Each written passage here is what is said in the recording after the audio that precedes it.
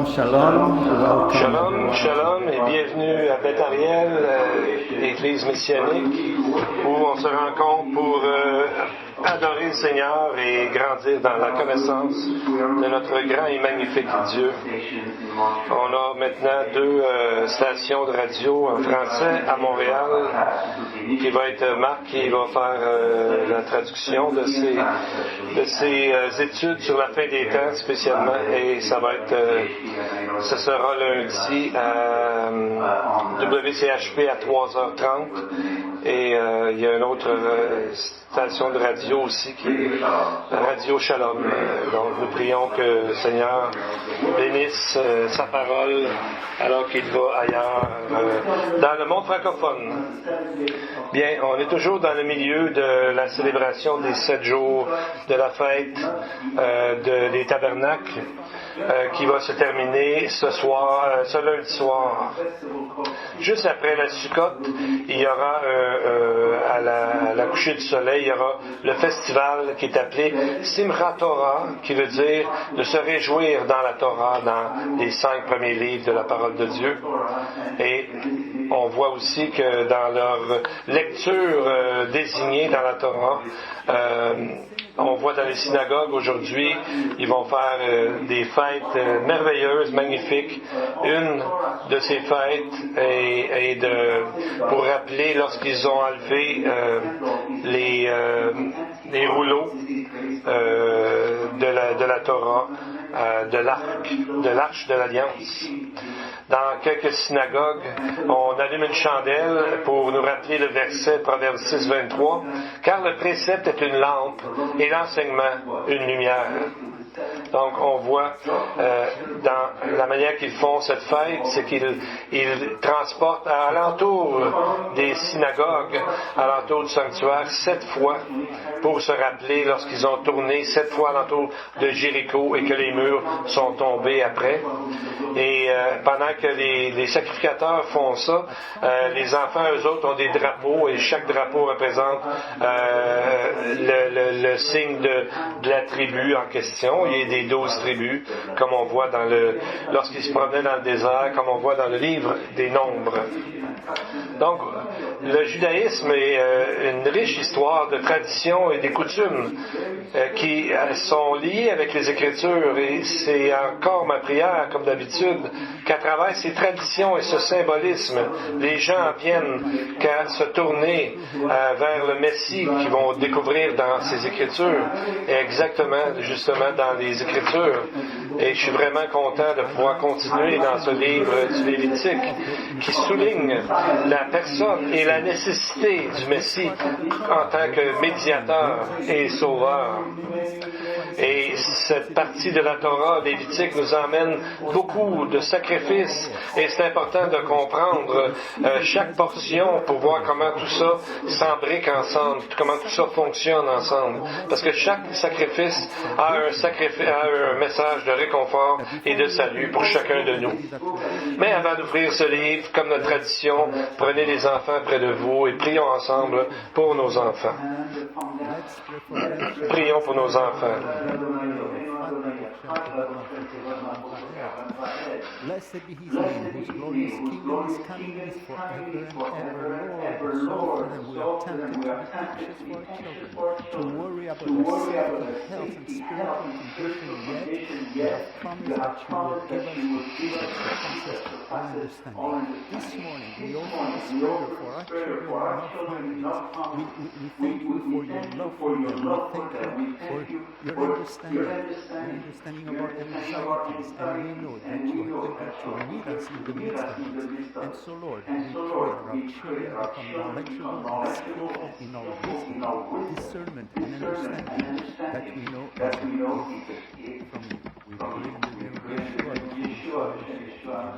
Amen. So let's open our Bibles to Donc, ouvrons nos Bibles maintenant au livre du Lévitique, chapitre 4, et on va faire un résumé de ce qu'on a appris jusqu'à maintenant des 3 séries de sacrifices qui couvraient les 3 premiers chapitres avant d'arriver des 2 dernières séries de sacrifices qui est notre thème aujourd'hui. Donc, n'oubliez pas que c'est toujours dans le tabernacle de Moïse, l'Arche de l'Alliance, et ensuite le temple lorsqu'il a été construit. Donc, le tabernacle de Moïse était un large rectangle où est-ce qu'on a le Saint des Saints, qui lui est un carré parfait à l'intérieur de la tente. Donc, il y a d'abord un rectangle qui représente, donc tout ça, le tabernacle représente la présence de Dieu, qu'on appelle le Saint des Saints ou le lieu très saint. Mais en dedans, il y avait le Saint des Saints avec l'Arche de l'Alliance, mais à l'extérieur de cet endroit saint était le bassin de purification où est-ce que les prêtres, les sacrificateurs se lavaient constamment, se purifiaient toujours constamment. Et on va voir que tous ces sacrifices pointent toujours vers le Messie à venir. Premièrement, on va voir, en résumé, on a vu des séries d'offrandes. Premièrement, il y avait l'offrande par le feu, aussi qu'on appelle l'Holocauste, où l'animal était complètement brûlé sur l'autel. Ceci nous rappelle deux choses. Premièrement, que le Messie s'est engagé parfaitement tout le temps de son ministère. Jésus avait un seul but en tête, de mourir sur la croix pour nous afin d'accomplir sa mission suprême. Deuxièmement, ce sacrifice symbolisait l'engagement de quelqu'un qui croit, qui décide de mettre sa foi en Jésus-Christ. Et c'est la façon qu'on devrait toujours marcher selon la loi du Messie, selon ce qu'il nous demande d'obéir et honorer Dieu chaque jour de notre vie. Deuxièmement, on a l'offrande de grains, où est-ce qu'on voit la perfection et que Jésus était sans péché, car cette offrande était faite de farine qui était libre de tout levain, qu'il n'y avait aucun levain dedans. Donc, de la même façon, pour le croyant, c'est de faire tout en son pouvoir pour éviter le péché, de rester dans sa vie et de vivre en sincérité dans notre service pour le Seigneur. Et troisièmement, nous avons l'offrande de paix qui célèbre la paix avec Dieu, qui est seulement possible après qu'on accepte ce que le Seigneur a fait pour nous sur la croix. Donc, dans la vie d'un croyant, la paix peut seulement venir lorsqu'on a fait les deux autres sacrifices d'avant. On va voir au verset 17 du chapitre 3 maintenant ce qui est dit. C'est une loi perpétuelle pour vos descendants. Dans tous les lieux où vous habiterez, vous ne mangerez ni graisse ni sang. Donc on voit qu'il y avait deux choses qu'ils ne devaient pas manger quand ils n'étaient pas dans le temple, c'est de manger la graisse, en hébreu le heleb, et le sang. Pourquoi on parle de ces deux éléments ici? Pour ce qui est de la graisse, heleb, c'est défendu parce que ce que ça veut dire, c'est le morceau qui doit être donné à Dieu. C'est le morceau le meilleur, la graisse. Donc, c'est de ne pas manger ça pour nous, mais de l'offrir à Dieu parce que Dieu nous donnait l'ordre de donner le meilleur, les prémices de tout ce qu'on avait, donc de l'animal aussi. Pour ce qui est du sang, c'est très important et il ne devait pas être consommé parce que la Torah enseigne que c'est à travers le déversement du sang des animaux que leur péché était couvert. Donc les Israélites, on leur a dit de ne pas laisser déverser le sang sur la terre, mais de le couvrir avec de la terre parce que le sang symbolise la vie et c'est seulement à travers le sang, à travers le sacrifice que Dieu pouvait donner la paix à son peuple, ainsi qu'aux chrétiens aujourd'hui. Lévitique 17:11 dit ceci. Le Seigneur nous dit, car l'âme de la chair est dans le sang. Je vous l'ai donné sur l'autel afin qu'il serve d'expiation pour vos âmes, car c'est par l'âme que le sang fait l'expiation. Donc on voit ici que l'expiation, le mot en hébreu c'est kapar, qui est mentionné deux fois, et c'est ça qui est la couverture par-dessus. Et là, on voit qu'il y a une vie qui fait l'expiation pour une autre vie. Ce qui a amené le rabbin des temps médiévaux, Ibn Ezra, qui a dit, c'est une question de vie pour une vie. Donc, à travers tous les symboles et les prophéties à travers le livre de Lévitique, qui nous amène toujours la nécessité que le Messie donne sa vie en sacrifice pour nous. Donc, toute l'histoire des sacrifices est pour montrer Jésus, montrer comment approcher Dieu. Maintenant, si nous allons voir le tabernacle lui-même, on note quelque chose. Premièrement, il y a 3 séries d'offrandes qui étaient faites à quel endroit? En dedans du tabernacle lui-même, parce que ces 3 offrandes étaient données pour maintenir la relation avec Dieu. Et l'offrande de la paix, par exemple, n'était pas pour faire la paix avec Dieu, mais de maintenir la paix avec Dieu selon le texte. Alors la question que quelqu'un peut poser, c'est comment fait-on la paix avec Dieu premièrement? Comment on peut pas rentrer dans le camp, dans l'endroit où Dieu se trouve, sans amener des offrandes. Alors c'est pour ça qu'il y a des offrandes. Et c'est pourquoi ces 2 dernières offrandes qu'on va nous parler, ils sont de très grande importance. Parce que c'est la manière de s'approcher de Dieu. Mais les 2 dernières offrandes, on voit qu'ils sont effectués en dehors du tabernacle. Et ça, c'est quand la personne se trouve en dehors de la communion avec Dieu. Quelqu'un qui devient étranger de Dieu ou qui ne l'a jamais connu. Il faut commencer par demander pardon. C'est ce qu'on voit dans le Nouveau Testament. Mais les chapitres 4 à 6 du Lévitique nous expliquent quelque chose de très important. C'est l'offrande d'expiation et l'offrande de culpabilité. Pardon. Donc, c'est parmi les passages les plus compliqués de la Bible, mais quand on regarde les détails, on voit que c'est comment s'approcher de Dieu que ces textes nous disent. Donc, c'est à quel sujet, pourquoi ces offrandes sont-elles là?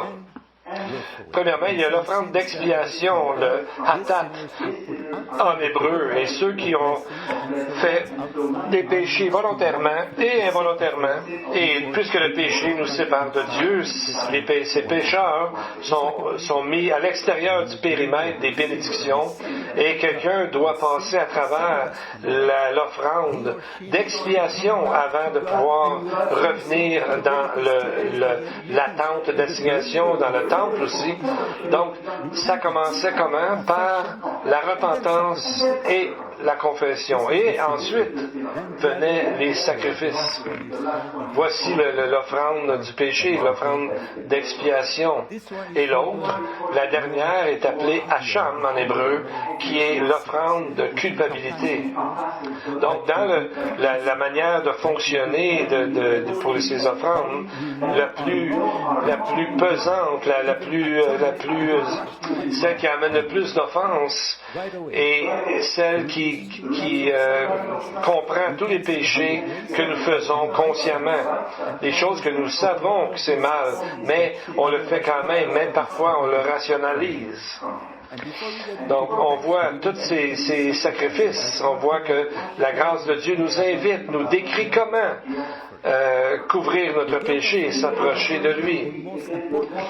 Et on voit que le dernier qui est ici a été mis en dernier, mais en fait, on devrait le mettre en premier, de renverser l'ordre, dans le sens qu'on est à l'extérieur ici du temple, et pour rentrer dans le temple jusqu'à venir qu'à donner un sacrifice, il faut commencer par l'offrande de culpabilité, donc se déclarer coupable, et ensuite il y a l'offrande d'expiation afin de couvrir notre péché.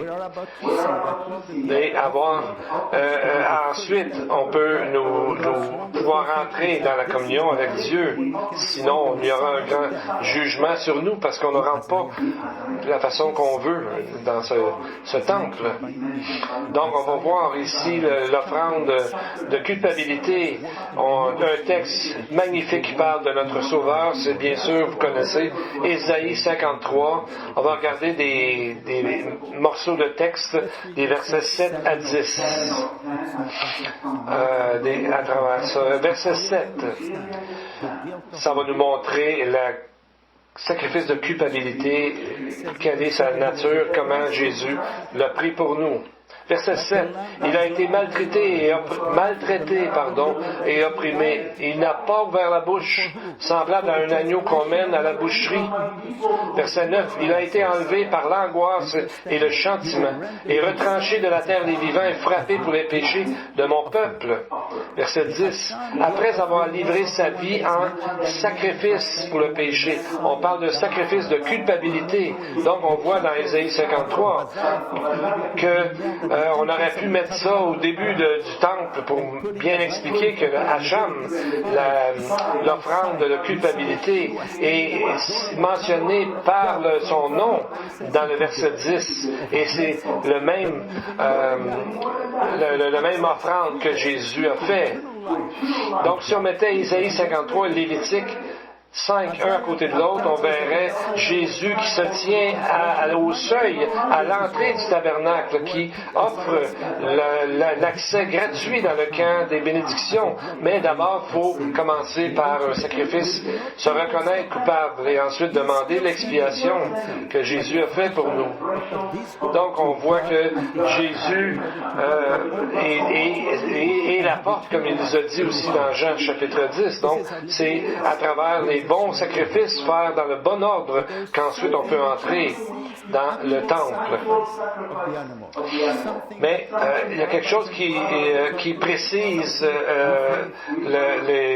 pourquoi certains animaux et les rabbins enseignaient par rapport à ces sacrifices, et on en parle souvent dans le Brit Hadasha, qui est le Nouveau Testament en français. C'est alors que la personne se tient à la porte du Hacham. Il n'y a pas encore de sacrifice de fait, mais il y a quelque chose qui vient avec le sacrifice. En fait, avant n'importe quel sacrifice, c'est la repentance et la confession, et ensuite le sacrifice peut être offert et accepté de Dieu.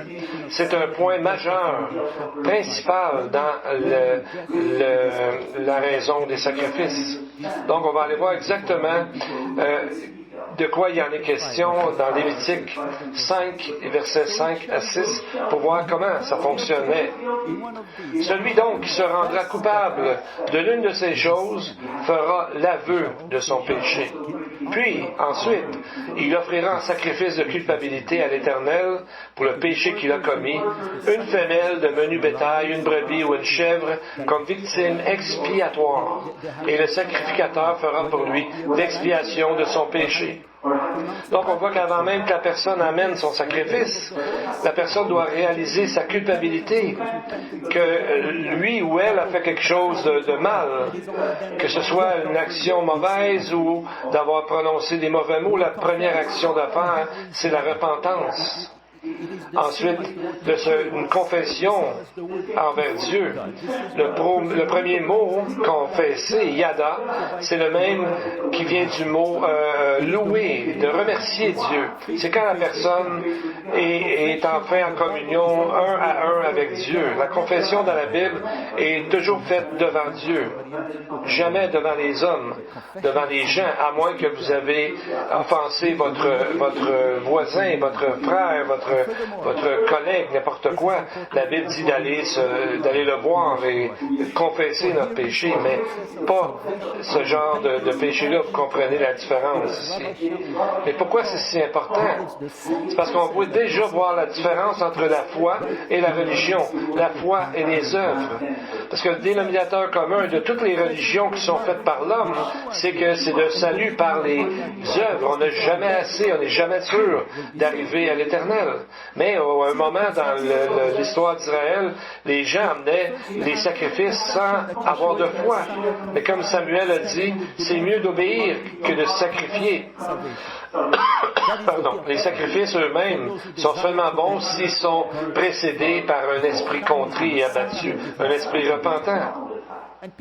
Et c'est important parce que les gens qui ne connaissent pas encore Jésus, ce fonctionnement de repentance, de confession qui amène au salut, et ce que Paul nous a dit dans Romains 19, si tu confesses de ta bouche au Seigneur Jésus, si tu crois dans ton cœur vraiment que Dieu l'a ressuscité des morts, tu seras sauvé. Donc on voit que l'offrande de culpabilité, c'est ce que Jésus a rempli parfaitement sur la croix.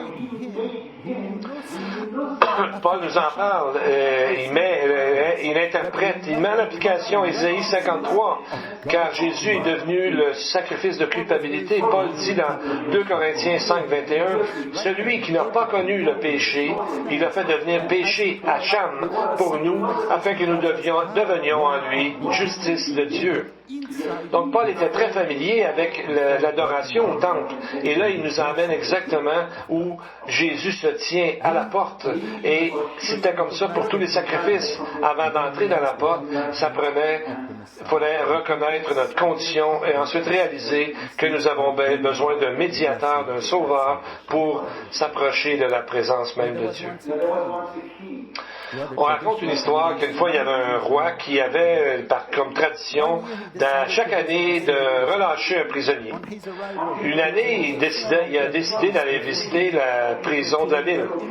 À son arrivée, tous les prisonniers sont tombés sur leurs genoux et proclamaient leur innocence.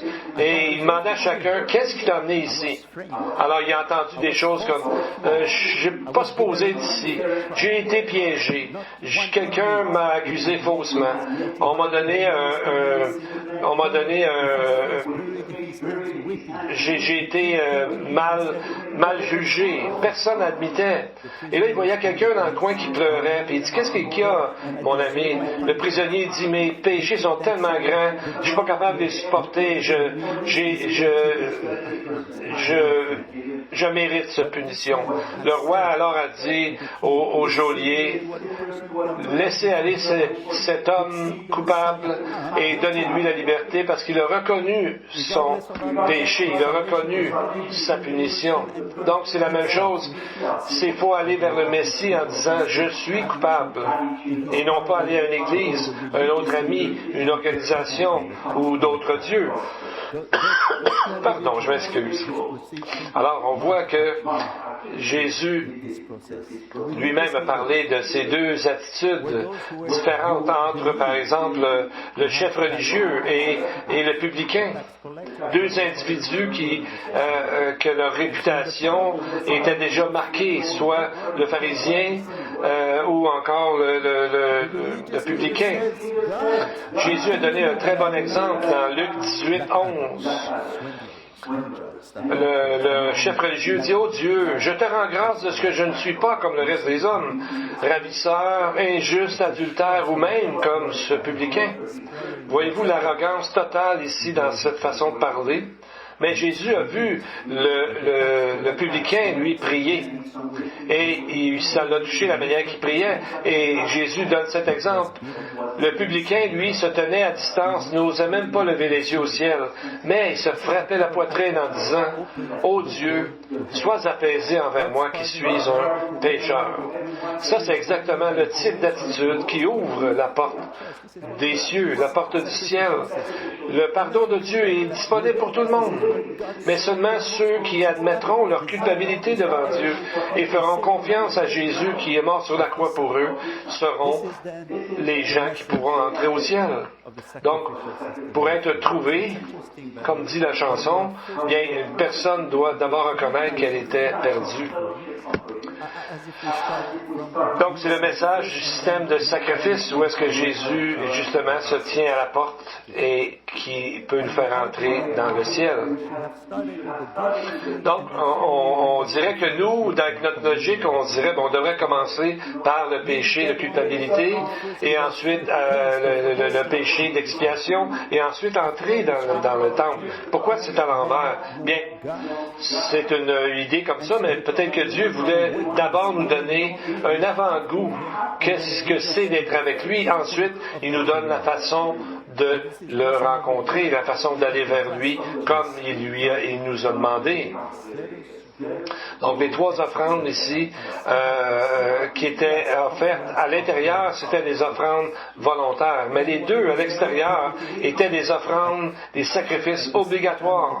On devait les faire afin d'entrer dans le temple avec tout le monde, avec la communion, avec les sacrificateurs et avec Dieu.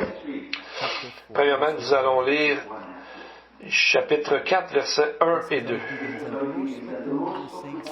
L'Éternel parla à Moïse et dit, « Parle aux enfants d'Israël et dis-leur, lorsque quelqu'un péchera involontairement contre l'un des commandements de l'Éternel, en faisant des choses qui ne doivent pas se faire, » donc, ça commence par disant, lorsque quelqu'un, et pour être plus précis, le mot quelqu'un, ça serait une âme, lorsqu'une âme péchera. Le mot « âme » est utilisé ici en connexion, en lien avec l'offrande du péché, l'offrande d'expiation. Et il aurait pu utiliser le mot « Adam » qui veut dire un homme, ou encore un individu général, « ish », mais il a utilisé dans le Saint-Esprit, dans la parole, une âme. Pardon. C'est le rabbin Nama médiéval encore, qui a dit, Namanides, il a dit, la raison en est que tous les péchés, même ceux faits involontairement, produisent un stress particulier sur l'âme. Donc, on voit ici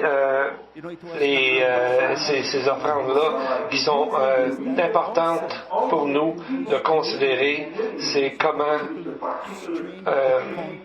amener nos âmes à Dieu, parce que nos âmes sont stressées par le péché et ils coupent la communion avec Dieu. C'est pour ça que Jean a dit dans 1 Jean qu'on est dans les ténèbres lorsqu'on n'est pas en communion avec Dieu. Même si on sait beaucoup de versets, on sait beaucoup de choses, mais lorsqu'on n'est pas en communion avec Dieu, on est dans les ténèbres. Ça ne veut pas dire qu'on n'est pas sauvé, mais ça veut dire qu'on n'est pas à ce moment-là vivant dans la lumière. Mais le péché, en hébreu, c'est le mot « hata », qui veut simplement dire de manquer le but, de passer à côté du but, ou de ne même pas se rendre proche du but. Juge 20:16 nous parle de quelque chose d'intéressant que probablement Mardoché et Paul devaient aimer parce qu'eux autres aussi étaient dans la tribu de Benjamin. Et le texte de 20:16 des Juges nous dit, parmi tout ce peuple, il y avait 700 hommes d'élite qui étaient gauchers. Tous ceux-là pouvaient, en lançant une pierre avec la fronde, viser à un cheveu près sans le manquer. Donc, quand quelqu'un, beaucoup plus que de lancer une pierre ou que quoi que ce soit, quand quelqu'un manque le but qui est de vivre avec Dieu, comme Jérémie l'appelait le chemin de l'éternité, dans Jérémie 6, verset 16. Donc, quand quelqu'un manque le but, c'est qu'il manque le but qui est d'aller au ciel, et Dieu a tout pourvu par le sacrifice de Jésus. Donc, la première fois que, avec Joseph, nous donne un bel exemple quand il a été tenté par le péché. Genèse 39:9, il a dit, « Comment ferais-je un aussi grand mal et pécherais-je contre Dieu? » Donc, on voit qu'il a lié le mot péché avec n'importe quel péché qui brise la communion avec Dieu. Quand on réalise la grandeur du péché, on voit que l'humilité se met à grandir en nous parce qu'on voit qu'on n'est pas mieux que les autres. David, qui lui-même est tombé dans un endroit de sa vie où Joseph, lui, n'a pas tombé, a réalisé son péché. Et dans sa confession, au psaume 51, il a réalisé que c'est d'abord contre Dieu Dieu qu'on pêche. Pardon. Verset 4, chapitre 51 du livre des Psaumes, Psaume 51, 4. David dit, j'ai péché contre toi seul, et j'ai fait ce qui est mal à tes yeux, en sorte que tu seras juste dans ta sentence, sans reproche dans ton jugement. Donc, les péchés, qu'ils soient petits, grands ou gros, on voit que Dieu est au courant, donc ça prend un sacrifice, ça prend quelqu'un, un médiateur pour se tenir entre Dieu et nous. Donc, on voit dans le texte qui dit par rapport au péché de culpabilité que ça commence avec les mots quiconque ou n'importe quelle âme qui pêche. Et il ajoute en tout cas en anglais à travers l'erreur. Donc, pour un péché qu'on a fait involontairement. Notre système judiciaire ne fonctionne pas comme ça, mais ça ressemble. Voyez-vous, par exemple, si vous conduisez et vous n'arrêtez pas à un arrêt que tu l'as pas vu, est-ce qu'on dit qu'on n'est pas coupable? Ça veut pas dire est-ce que ça veut dire que parce qu'on n'a pas vu l'arrêt, on est coupable? On voit que ça ne donne pas l'absolution parce qu'on ne l'a pas vu. Donc, le mot ici pour erreur, ça veut dire, il est souvent traduit par involontairement ou sans faire exprès. En hébreu, c'est le mot shegaga qui vient du mot sagag, qui veut dire de s'éloigner, de trébucher, de se perdre. Et on voit que David nous a montré que ça dérangeait. Ça le dérangeait lorsqu'il était dans le péché. Il dit dans le psaume 119, verset 67, « Avant d'avoir été humilié, je m'égarais. Maintenant, j'observe ta parole. » Donc, on voit que David n'a pas dit, « Ben, c'était pas ma faute, je le savais pas. » Il savait qu'il ait fait exprès ou non, il était coupable. Donc, c'est un message qu'on aura l'occasion d'entendre à plusieurs reprises encore dans le livre du Lévitique et même à travers les 5 livres de la Bible, les 5 premiers livres. Parce que quand on regarde ça, quand on lit, surtout Lévitique et d'autres livres, on voit que tranquillement on réalise que les mots, que les demandes de Dieu sont tellement élevées, impossible que le lecteur, la lectrice se sent pris, entouré de demandes qui sont pratiquement, littéralement impossibles de réaliser. Mais il y a quelqu'un qui est là pour servir de sauveur, pour servir de médiateur. Voyez-vous, il dit dans le texte, si quiconque fait un péché, n'importe quel de ces péchés-là, mais lorsqu'on a compté qu'il y avait 613 commandements que le Seigneur a demandé, donc c'est impossible de tous les suivre parfaitement. Donc, il y a, sur les 613 lois, il y a un tiers qui a rapport avec les façons de fonctionner du temple. Et qu'est-ce qui est un péché au juste? Ou à quelle part, à quel endroit qu'on peut manquer le but? Si on demande, je vous pose quelques questions. Avez-vous déjà dit un mensonge? Un petit mensonge. On dit des fois un mensonge blanc. Qu'on décide de garder pour pas offenser personne. Bien, si vous avez fait ça, vous avez brisé la loi.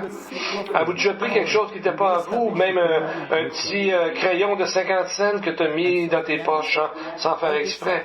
Bien, si vous avez fait ça, s'il y avait eu un temple à ce moment-là, au moment où on est, il faudrait que tu amènes au temple ton sacrifice de culpabilité et ton sacrifice d'expiation du péché pour rétablir ta communion avec Dieu.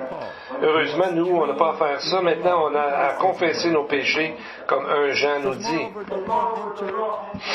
Et ce qui est enseigné à nombreux endroits dans le Nouveau Testament, par exemple, Romains 5, 20 à 21, où Paul nous dit, « Or, la loi est intervenue pour que l'offense ressorte ou l'offense abonde. » Mais, donc, tous ces sacrifices, toutes ces lois tous ces sacrifices sont donnés pour que nous réalisons que nous sommes tous pécheurs et qu'on a besoin de Dieu dans notre vie.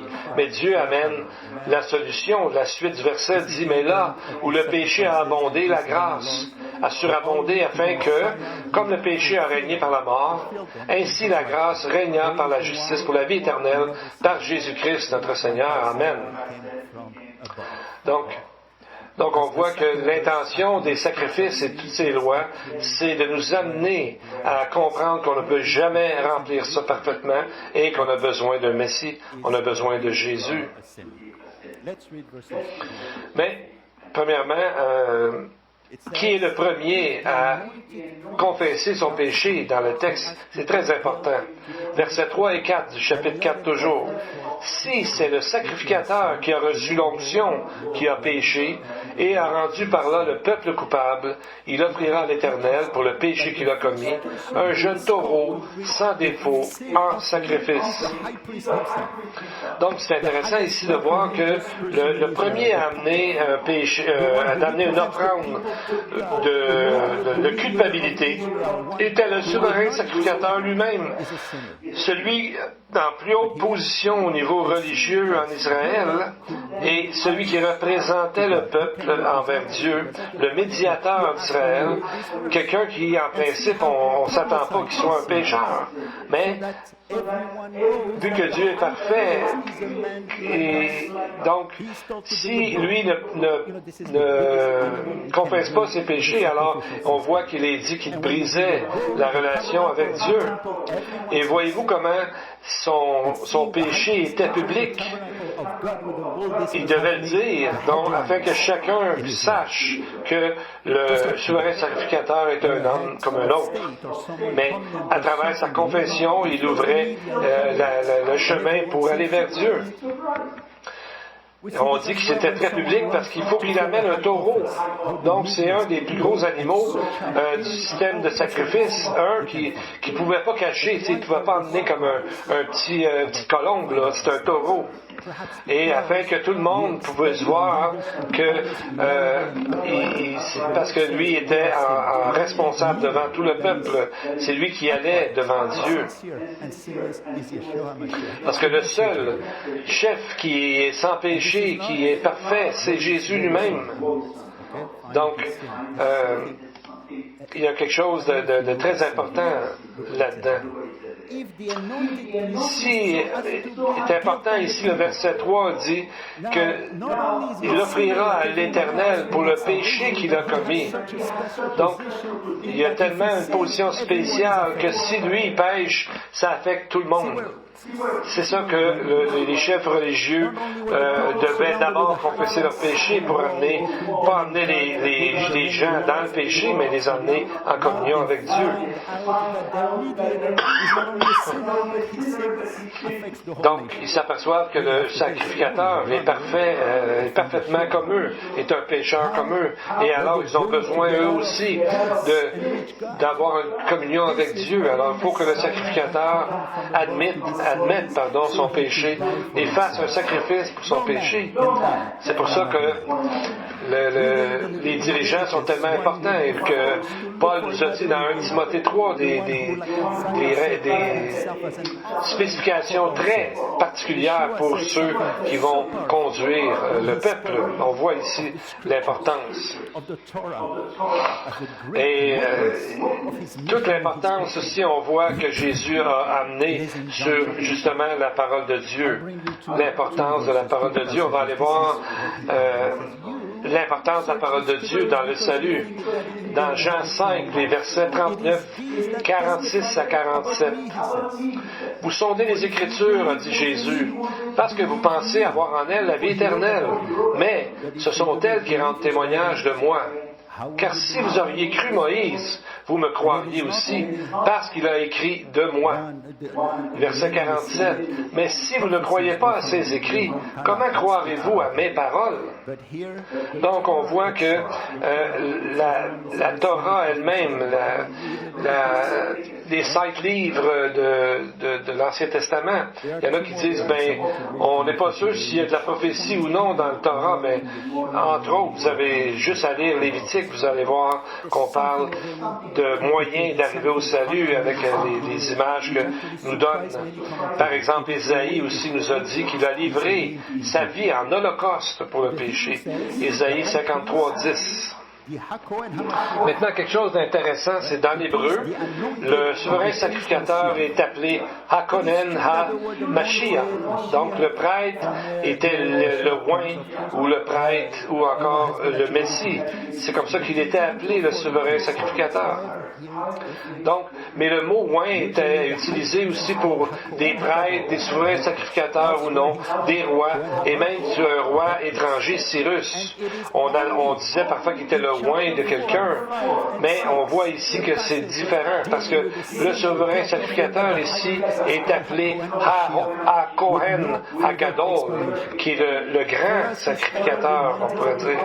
Mais ailleurs, il est appelé Kohen HaRosh, donc le chef des sacrificateurs. Mais seulement dans Lévitique, chapitre 4, 5 et 6, le passage ici parle du péché de culpabilité et de l'expiation. Et c'est tellement qu'à cet endroit que le souverain sacrificateur est appelé HaKohen HaMashiach, avec pas d'autre explication.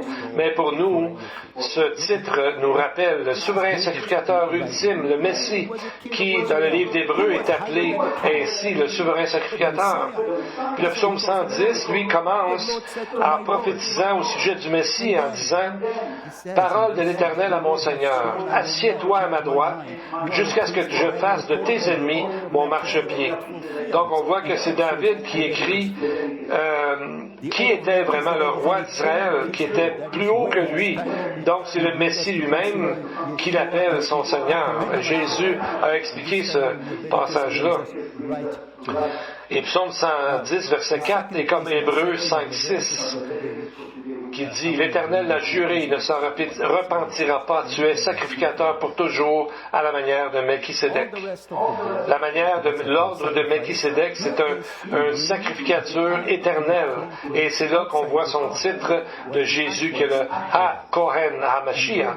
Et ce titre dans Lévitique nous amène directement à cette idée, ce concept. La deuxième place dans la section de Lévitique qui nous emmène exactement à Jésus, c'est lorsqu'on lit verset 12. « Le taureau entier, il l'emportera hors du camp, dans un lieu pur, où l'on jette les cendres, et il le brûlera au feu sur du bois. C'est sur le tas de cendres qu'il sera brûlé. » Pardon. Bien, pourquoi ça devait être amené à l'extérieur du tabernacle pour être brûlé ou pour y jeter les cendres? C'est que Dieu ne peut pas voir et garder devant lui toujours cette offrande.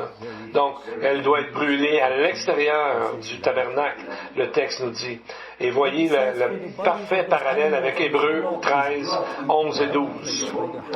Le corps des animaux dont le sang est porté dans le sanctuaire par le souverain sacrificateur pour le péché seront brûlés hors du camp. C'est pour cela que Jésus aussi, afin de sanctifier le peuple par son propre sang, a souffert hors de la porte. Donc, comme le taureau était brûlé en dehors des portes, afin que tous les gens du peuple puissent le voir, de la même façon, Jésus crucifié en dehors de la porte était à la vue de tous, et comme Daniel le prophète a dit, le Messie fut retranché, mais non pas pour lui-même. Ça veut dire qu'il n'est pas mort à cause de ses péchés à lui, mais pour nous, pour servir de sacrifice pour nous. La Mishnah, qui est une interprétation de l'Ancien Testament, nous parle de l'endroit des cendres, qui est un endroit au nord de Jérusalem, exactement où était l'endroit qu'on appelle du Calvaire, où Jésus a été crucifié, aussi au nord de Jérusalem. Mais sa mort amène le salut et la joie. Le mot qu'on voit dans le texte pour joie ici, c'est H, est né en hébreu, A-S-H. Le hébreu pour le mot cendre, c'est Deshen. Le mot Dashen, qui veut dire aussi dans une autre traduction, une autre façon de devenir riche, de prospérer. Donc, comme David a dit sur le psaume 36:8, il se rassasie de l'abondance de ta maison et tu les abreuves au torrent de tes délices. Donc, c'est dans la confession que nous comprenons à travers le texte d'Ésaïe 53 que c'est lui qui est notre sacrifice, qui a pris notre culpabilité et qui, par lui, nous pouvons avoir nos péchés expiés et avoir une réelle communion totale avec Dieu. Pour celui qui vient à lui pour le salut, seulement lui peut le faire. Heavenly Father, when we consider the heart of man, our heart, we are so grateful for the faith you have given us. We thank you that you have made the first step towards us to offer us salvation, your Yeshua. Blessed are you, for you are so patient and you graciously opened our eyes and our hearts to your goodness. Today, we ask that you renew our heart for all of us, so that we live every day as the first day of our salvation, so that we can better reflect your light unto others. And for those who are hurting today, Father, look upon their afflictions, take up their cause, and shower them with your presence. Blessed are you, O Lord, for you are our Redeemer, our shield, our rock, our hiding place, our help at all times. And to the congregation, the Lord bless you and keep you. The Lord makes his face shine upon you and be gracious to you. The Lord lift up his countenance upon you and give you peace.